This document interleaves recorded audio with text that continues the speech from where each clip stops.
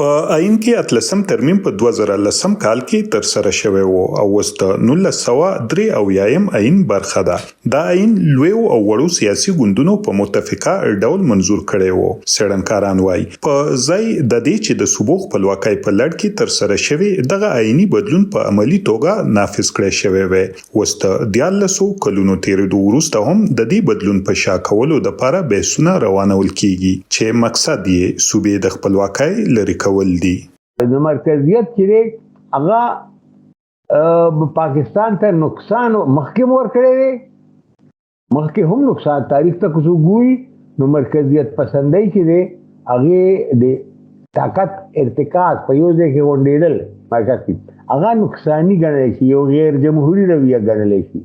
آئین کې کو دې باندې څوک سوچ هم کوي هغه دا کوشش کولی چې هغه آئین باندې پوره عمل څنګه وشي او بلکې پکار دی چې لږ نور اختیارات هم صوبو ته لاړ شي.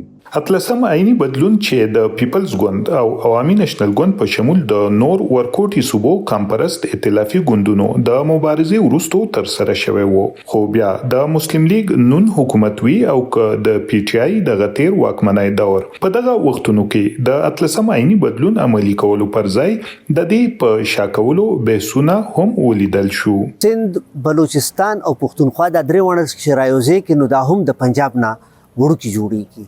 نو ځکه دې ځای کې اسټابلیشمنت او د اسټابلیشمنت خیرخوا چې کومې پارټۍ دي هغې ټول عمر دا کوشش کړی دی چې که د پیسو اختیار وي او که د پالیسۍ جوړولو اختیار وي دا د مرکز سره پاتې شي، ځکه مرکز سره پاتې کېدل بنیادي طور د پنجاب سره پاتې کېدل دي.